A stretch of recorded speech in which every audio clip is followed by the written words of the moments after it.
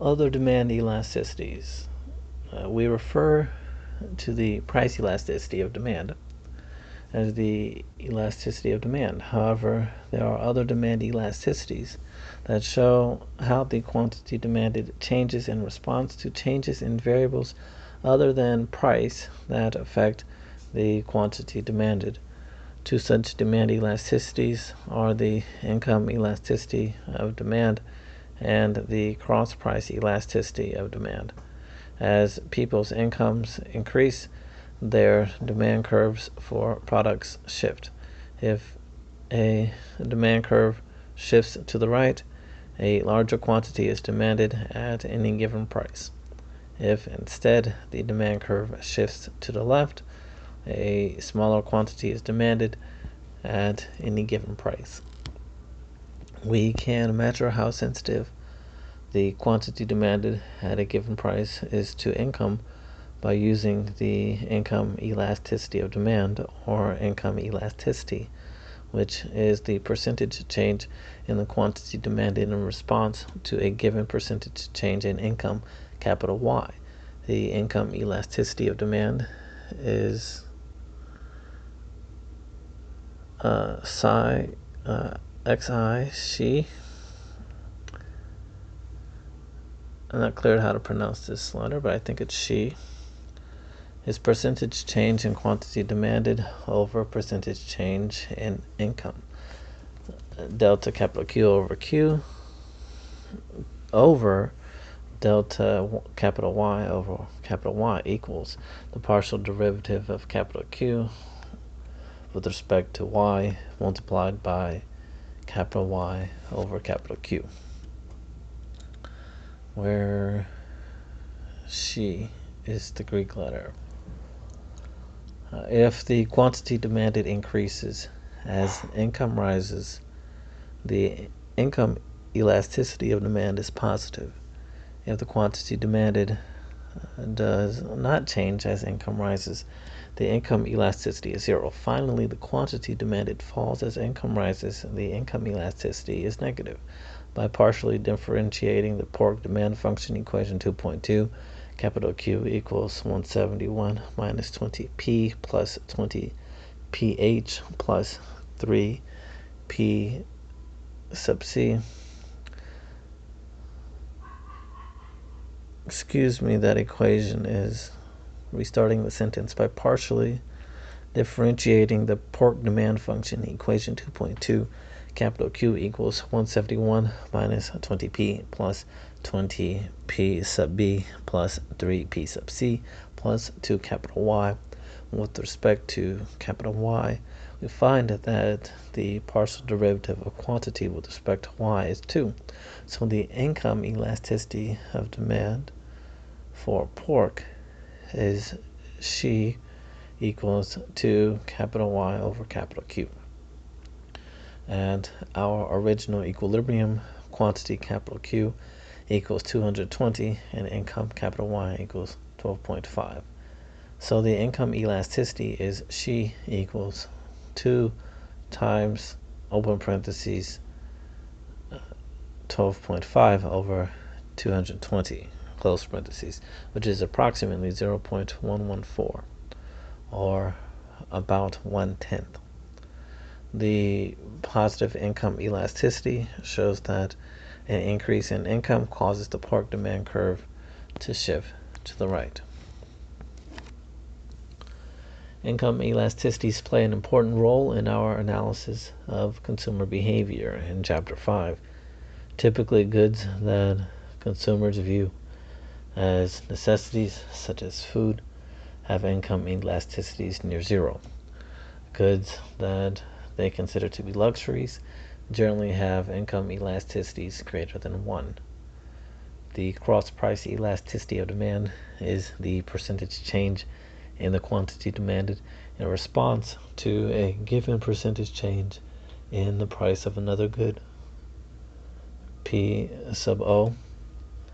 The cross-price elasticity may be calculated as percentage change in quantity demanded over percentage change in price of another good, which equals delta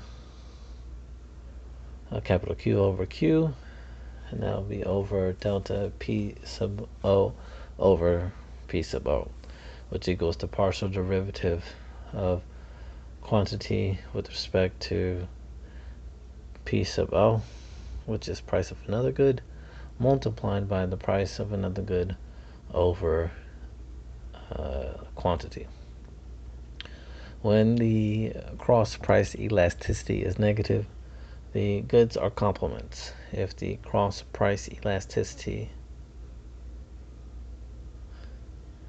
is negative, people buy less of one good when the price of the other second good increases. The demand curve for the first good shifts to the left. For example, if people like cream in their coffee, as the price of cream rises, they consume less coffee. So the cross price elasticity of the quantity of coffee with respect to the price of cream is negative. If the cross price elasticity is positive, the goods are substitutes. Superscript 15, which reads jargon alert. Graduate level textbooks generally call these goods gross substitutes, and the goods in previous examples would be called gross complements. As the price of the second good increases, people buy more of the first good. For example, the quantity demanded of pork increases when the price of beef, P sub B, rises. By partially differentiating the pork demand function, equation 2.2, capital Q equals 171 minus 20P plus 20P sub B plus 3P sub C plus 2 capital Y.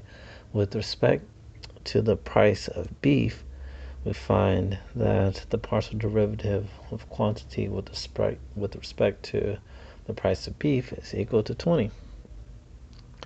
As a result, the cross price elasticity between the price of beef and the quantity of pork is 20 P sub B over capital Q. At the original equilibrium, where capital Q equals 220 million kilograms per year, and P sub B equals $4 per kilogram. The cross price elasticity is 20 times open parentheses 4 divided by 220 close parentheses is approximately 0.364. As the price of beef rises by 1%, the quantity of pork demanded rises by a little more than 1/3 of 1%. Application: substitution may save endangered species.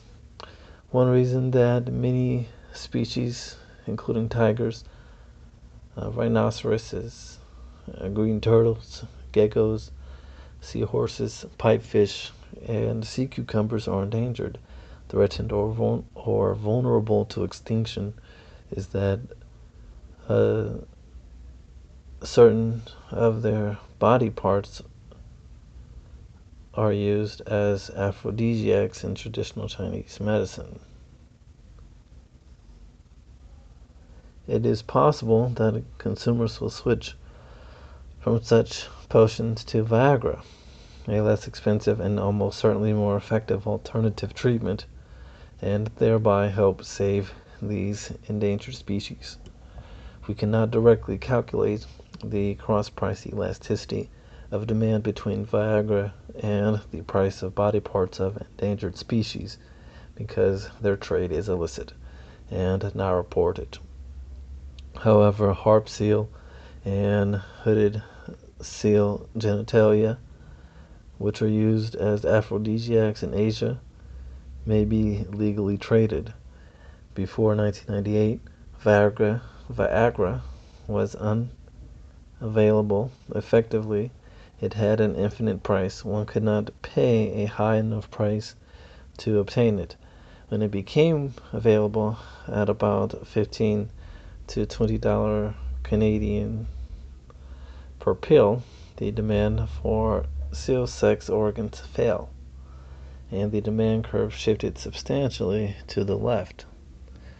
According to von Hippel and von Hippel 2002 and 2004, 30,000 to 50,000 seal organs were sold in the years just before 1998. In 1998, only 20,000 organs were sold. By 1999 to 2000 and thereafter, virtually none were sold. A survey of older Chinese males confirms that after the introduction of Viagra, they were much less likely to use a Western medicine. They were much more likely to use a Western medicine than traditional Chinese medicines for erectile dysfunction, but not for other medicinal problems. That's von Hippel et al. 2005. This evidence suggests a strong willingness to substitute Viagra for seal organs at current prices, and consequently that the cross-price elasticity between the price of seal organs and Viagra is positive.